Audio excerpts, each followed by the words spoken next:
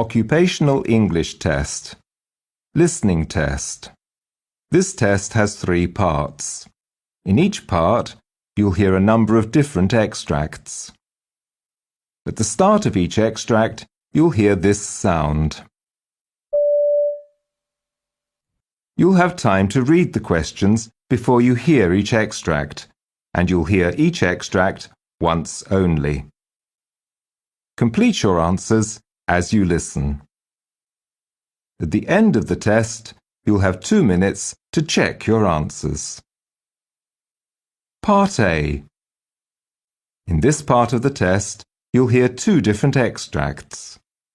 In each extract, a health professional is talking to a patient. For questions 1 to 24, complete the notes with information you hear. Now, look at the notes for extract 1.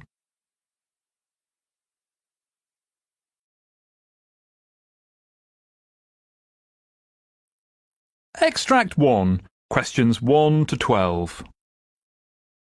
You hear an eye specialist talking to a patient called Jasmine Burton, who has recently undergone eye surgery. For questions 1 to 12, complete the notes with a word or short phrase. You now have 30 seconds to look at the notes.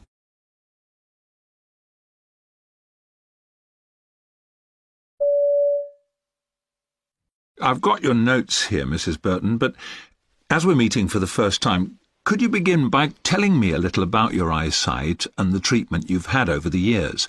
Did you wear glasses as a child, for example? Yes, since I was about 7.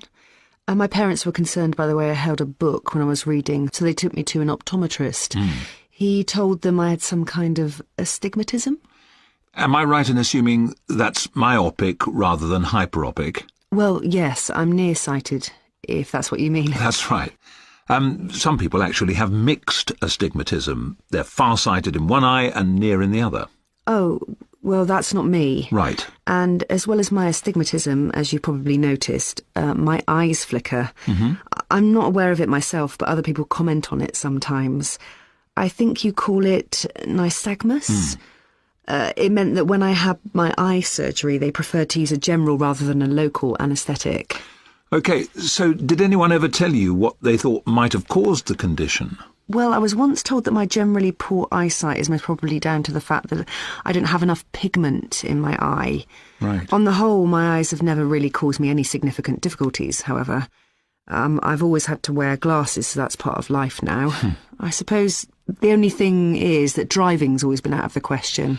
I'd never have passed the sight part of the test.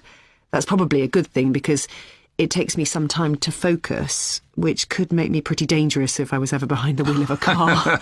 Yes, indeed. Also, I'm useless at sports like tennis. I think that's because I'm poor at judging the distance between myself and the ball.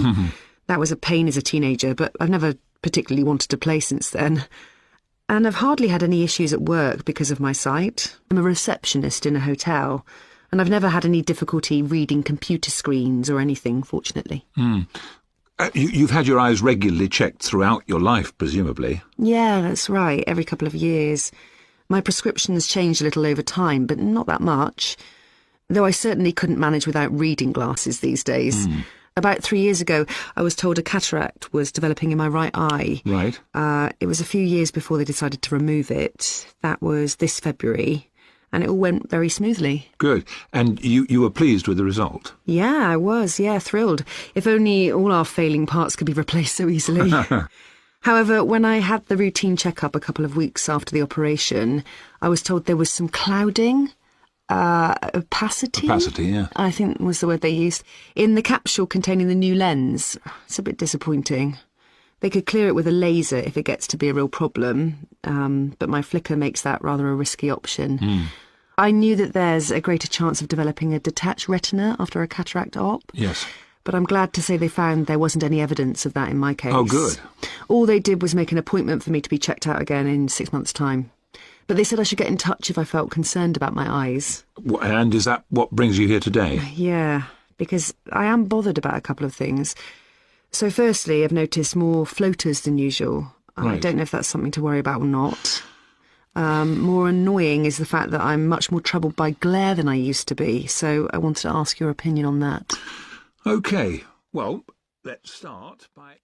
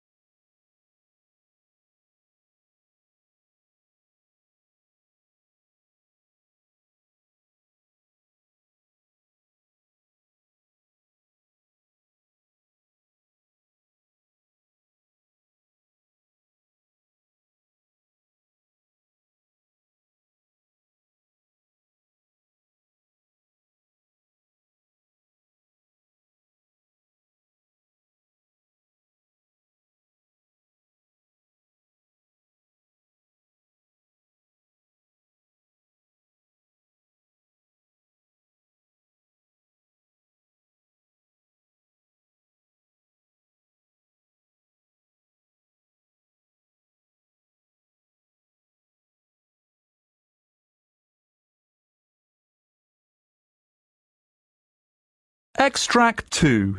Questions 13 to 24. You hear a pulmonologist talking to a patient called Robert Miller. For questions 13 to 24, complete the notes with a word or short phrase. You now have 30 seconds to look at the notes.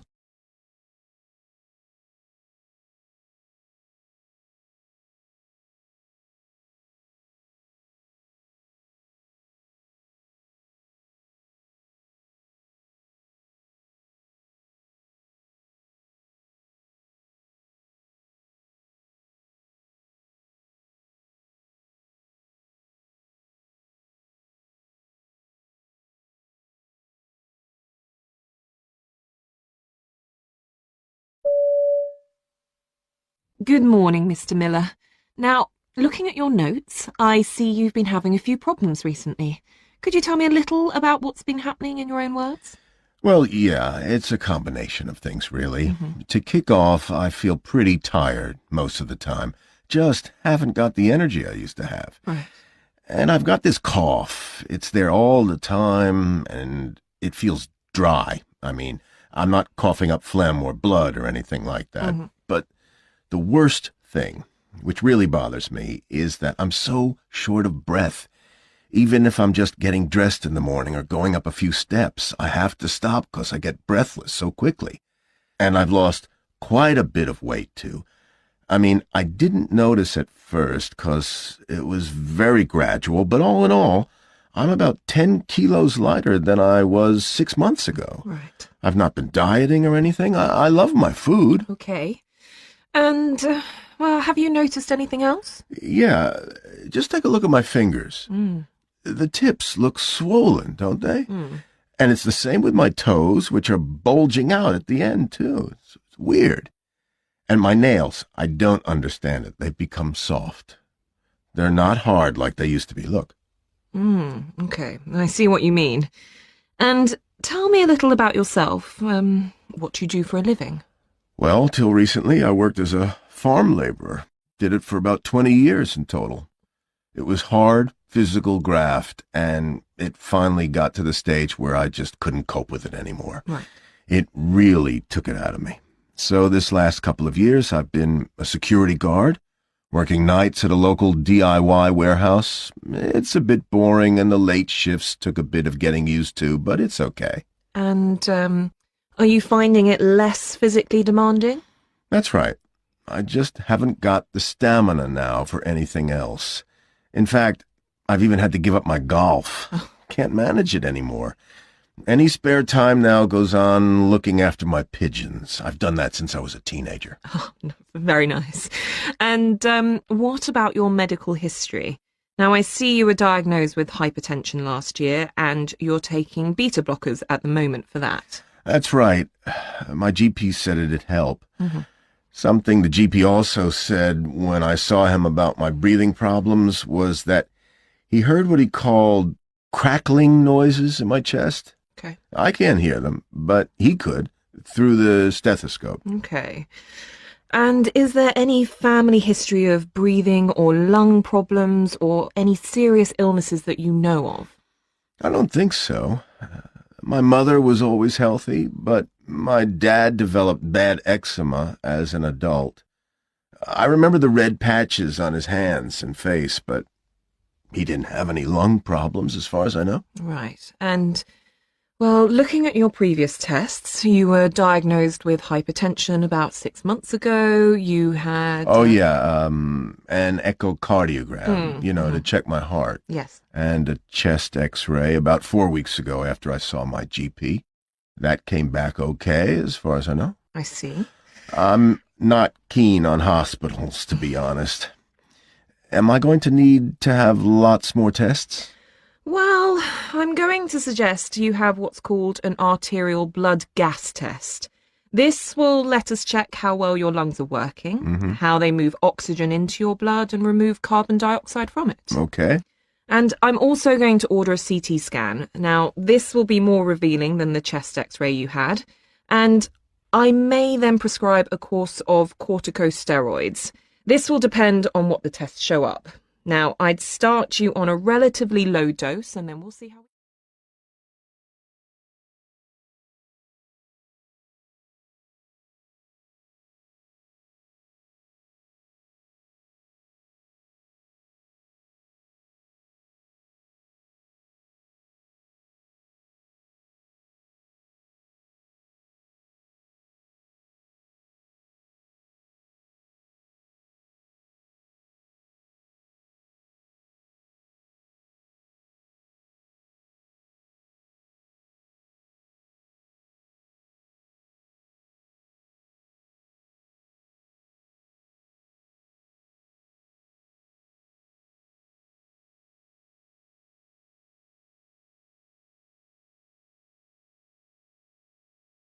That is the end of Part A. Now look at Part B.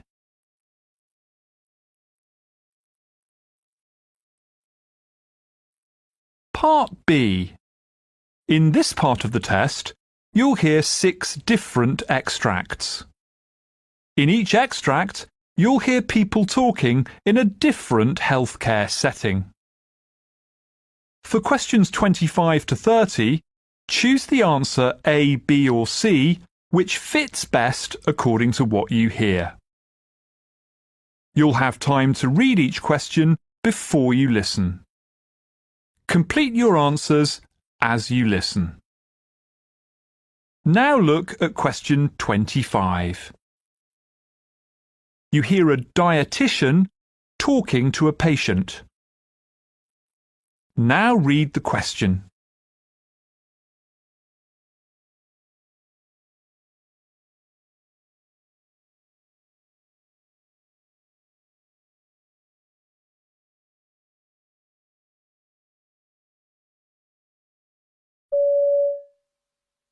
So what seems to be the problem?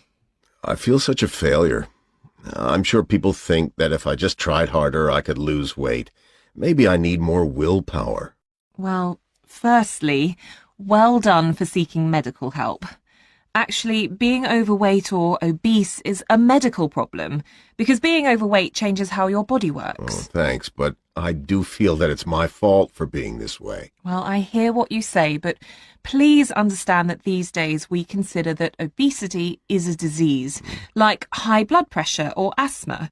You see, the body's signals to the brain stop working correctly when you're overweight, and with time you feel less full, even if you eat the same amount.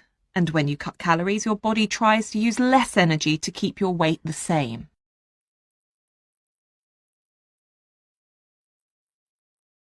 Question 26. You hear members of a hospital committee discussing problems in the X-ray department. Now read the question.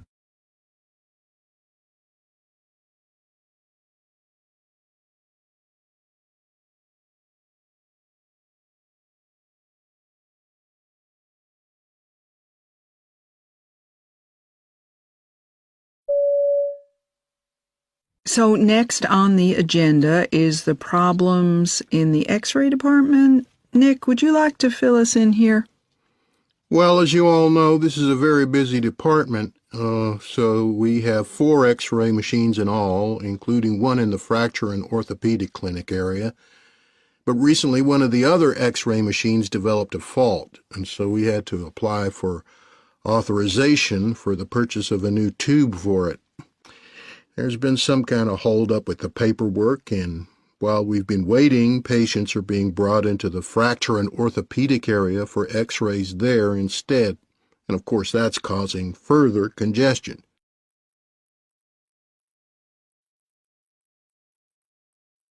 Question 27. You hear a senior nurse giving feedback to a trainee after a training exercise. Now read the question.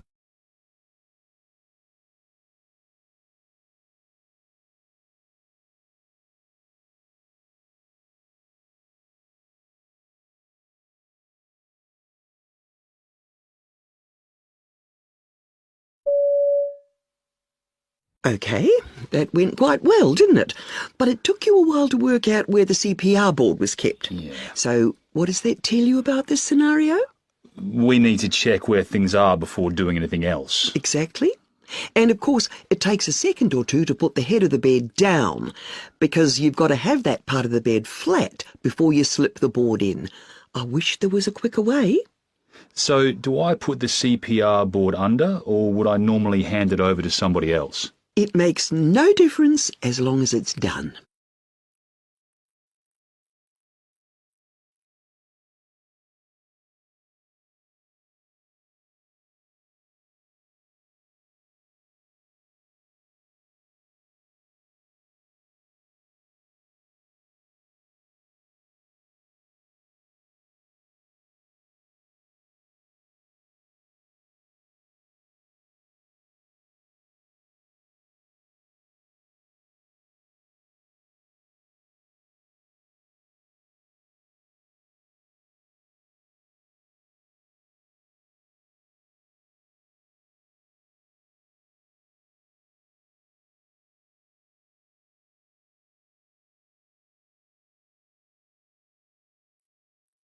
Question 28. You hear a trainee nurse asking his senior colleague about the use of anti-embolism socks for a patient. Now read the question.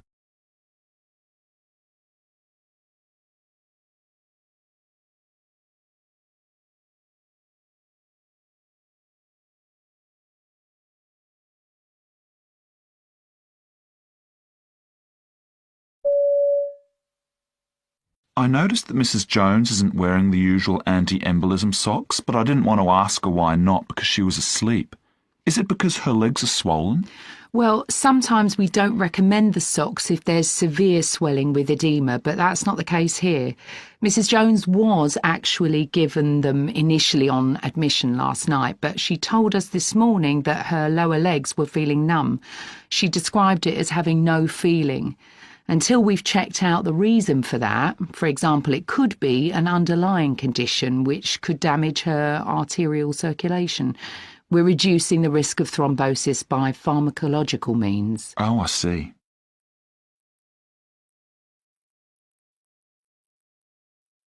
Question 29. You hear a vet talking about her involvement in the management of the practice where she works. Now read the question.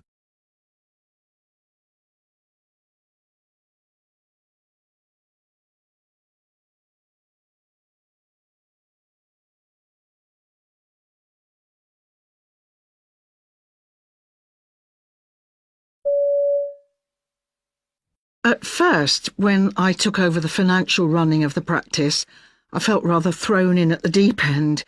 I really needed to know my stuff and be super organised, especially with the number of new drugs and treatments available now, all of which have to be very carefully costed. It keeps me super busy, but monitoring stocks and so on helps give me confidence and allows me to see how everything fits into the overall picture of working as a vet. My manager's more than happy to leave me to run this side of things. He's in overall charge, of course, but I can always go to him if there's a problem. I keep him closely informed of what's happening. He's always pleased if I manage to make savings anywhere.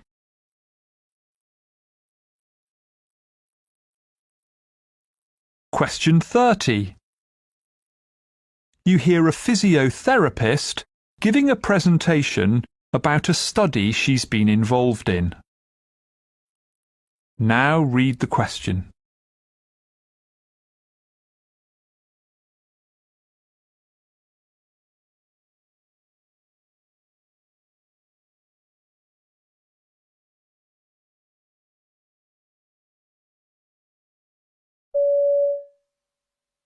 I'm a physiotherapist, and I'm presenting our poster about constraint-induced movement therapy for children suffering from partial paralysis following brain surgery. We did a case series of 4 children who'd all undergone hemispherectomies. They were admitted to inpatient therapy within 2 weeks post-op and began therapy 2 to 3 weeks post-op. The therapy continued after they were discharged. Our findings were that 3 of the kids regained excellent function and mobility with ambulation and upper extremity function. 1 didn't do so well, unfortunately, but he gave up the therapy early on. This type of movement therapy has been used a lot in adult populations following stroke. The findings here promote moving forward with further research on the pediatric or adolescent population following either hemispherectomy or other surgeries to help us decide how appropriate this therapy would be for them.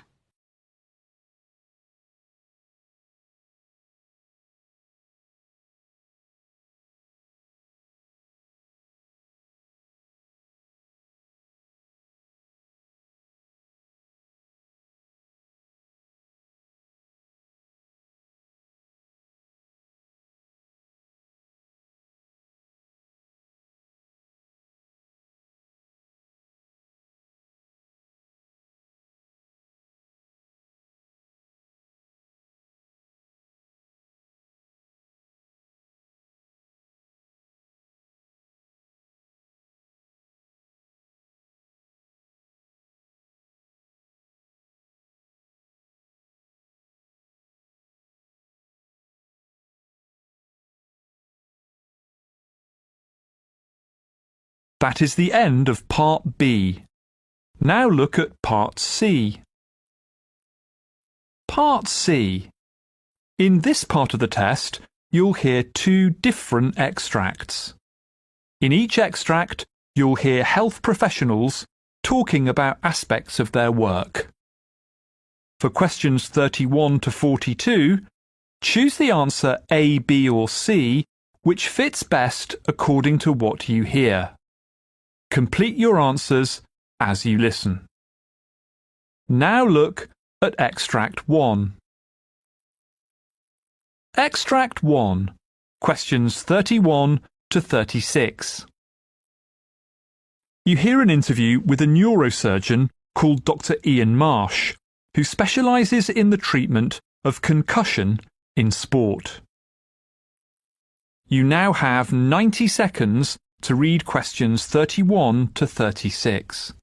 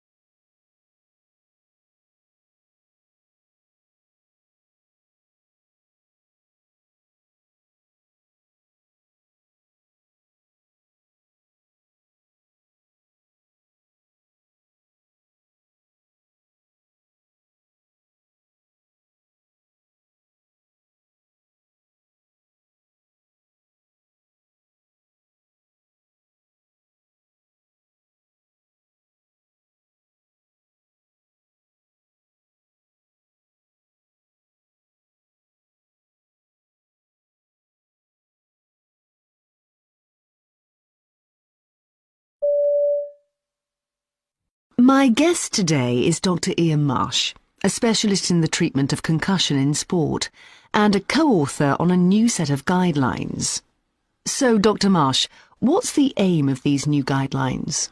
Well, the aim was really to provide a resource, not for the top-level professional sports people, but for parents, teachers and coaches of young people playing sport. The guidelines basically offer some expert information from a GP, an emergency physician, and myself as a neurosurgeon about what the condition is, also how to identify the symptoms and how to manage it. If any of your listeners have ever had a concussion doing sports, you'll know how frightening it can be. It's confusing and painful and difficult sometimes for teachers, parents or whoever to work out if someone with concussion is okay. I mean, we hope to remedy that. And how do we know when someone is suffering from concussion? Well, obviously, if the person's actually knocked out, it's clear. But not all patients actually lose consciousness. Often, following a hard knock to the head, they become disorientated or experience headaches, nausea, or vomiting. These are signs of concussion, and they may clear initially, but then return when the individual actually undertakes further physical activity. Right. When they start to train, say. So it can actually take quite a while for things to really clear up. The essence of it is that people shouldn't start playing again until those warning signs have completely subsided. Yes, and you say that waiting anything less than 14 days after all the symptoms have cleared would be too early to return. Yeah, that's right. If they go back too early, they risk a second concussion, and as we know from professional athletes, they may have to give up their sport if they have too many concussions. Right. So it's better, particularly in a young person with a developing brain, to allow all of the symptoms to settle and only then return to play. Well, usually return to train first, then return to play after that. It used to be thought that receiving another concussion could lead to severe brain swelling, and that could be fatal, or at least involve a visit to the emergency room. I think the evidence is fairly slim for that. What we do know, though, is that the compounding effect of having one concussion followed by another seems to be more severe than just the one. So it's always better to let the brain recover fully before playing again. Right, so who's at the highest risk of sports concussion? Well, actually a concussion can happen whenever anyone receives a blow to the head. Usually it's a sort of twisting blow, not a straight-on blow. But obviously, people playing sports like rugby, where there's bodily contact, stand more chance of being at the receiving end of such a blow. But having said that, it's just as likely to affect kids kicking a ball around a park as it is to affect top professional players in big matches. Do you think that youth sports need specialist concussion doctors on hand, like the professionals do? There's always a risk, and we know that it happens from time to time. But I mean, most games, even the most dangerous ones, are without incident at all. I think people who are involved in running youth sports, whether they be referees, coaches or parents, can be made aware of how to manage concussion, the signs that they need to look out for, and maybe the warnings of something more serious so that they can take the appropriate actions. But I think always having a doctor on the sidelines where young people are playing is just an overreaction. Right. In the USA, college football is big business. They're trialling helmet sensors and impact sensors. Do you think that's something we need everywhere? Well, I don't think it'll come to that. I think there are two scenarios here. The first is one where a concussion's a one-off event following a significant blow to the head. Right. The second's quite different and involves chronic traumatic encephalopathy. This comes about particularly in American football, where players use their helmets and heads almost like weapons. That type of repeated impact seems to add up over the player's career. That's something we've heard being discussed, mostly in the USA. Naturally, there's interest generally in protecting players, particularly in the professional levels of sport, but I see that as a different matter to the management of concussion itself.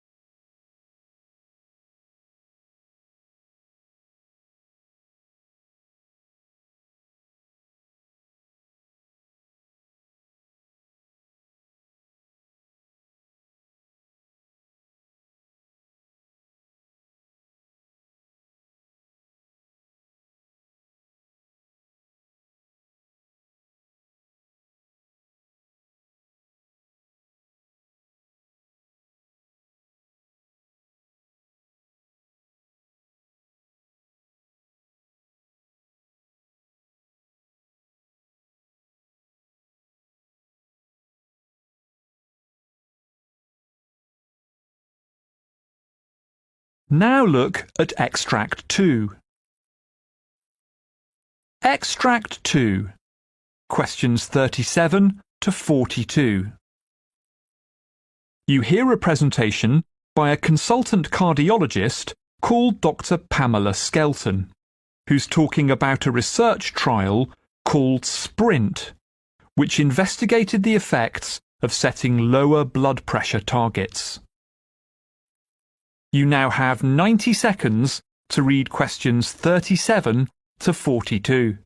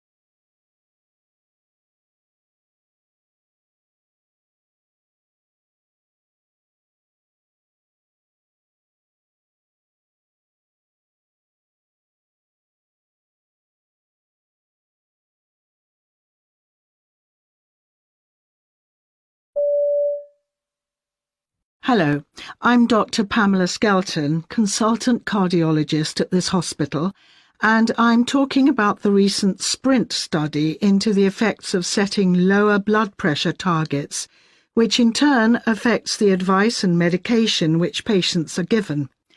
I'm going to describe the patients who were selected, how the trial was conducted, and the implications of its results for us all as health professionals.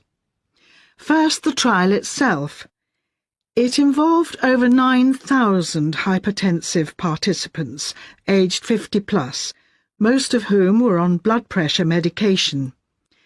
They were randomly assigned to one of two groups, one with a goal of less than 120 millimeters systolic BP, the other with a goal of less than 140 millimeters, the traditional standard.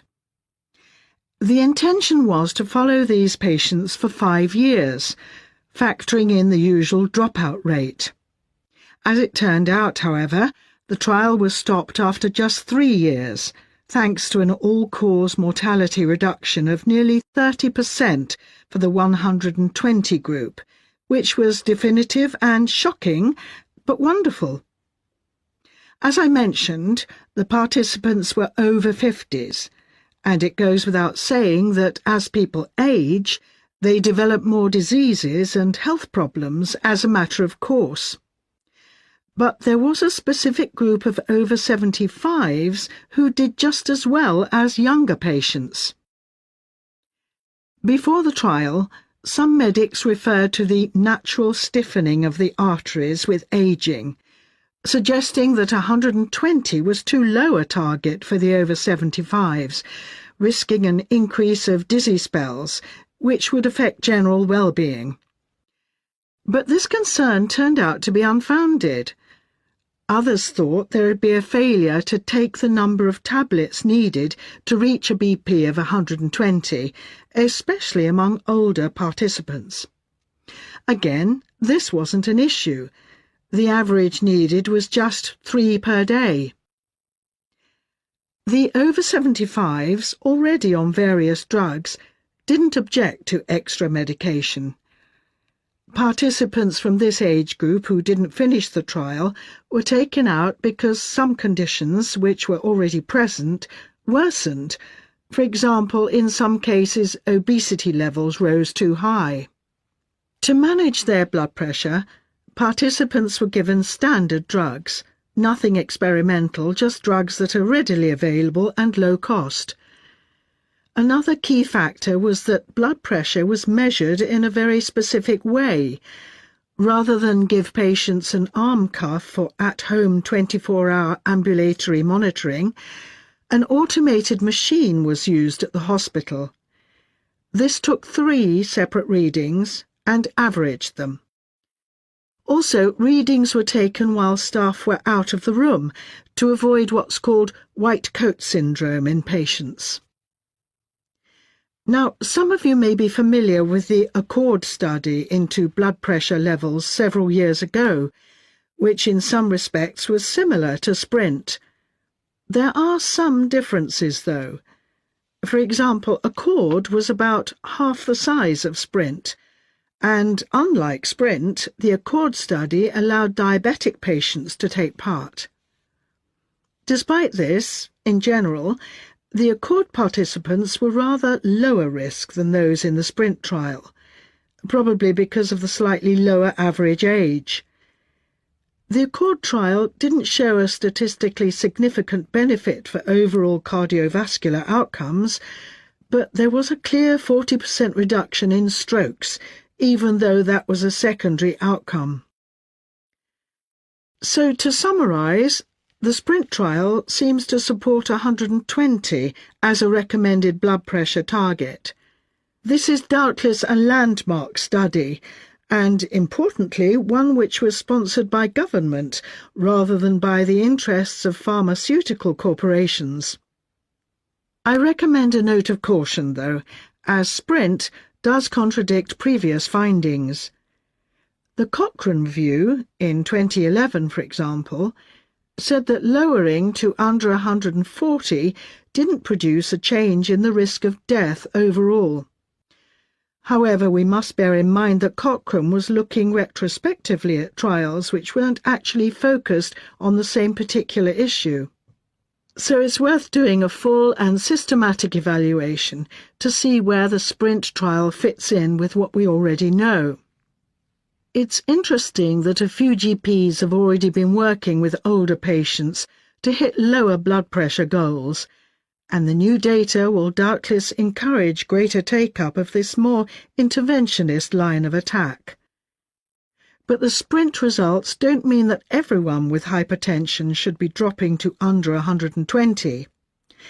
Plus, to achieve those lower levels, it's unlikely that lifestyle changes alone would be enough. It could well require several antihypertensive drugs as well.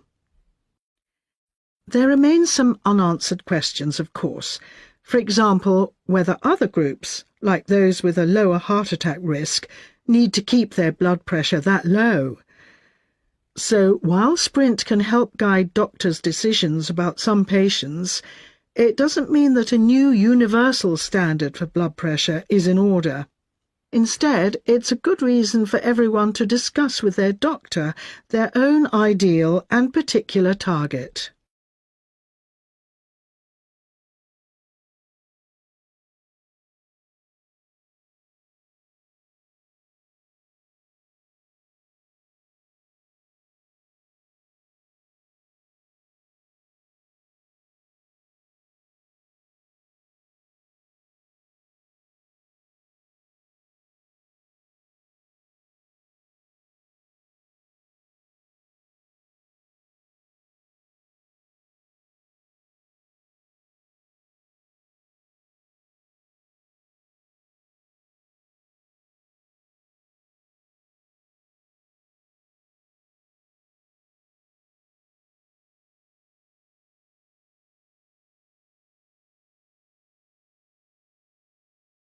That is the end of Part C.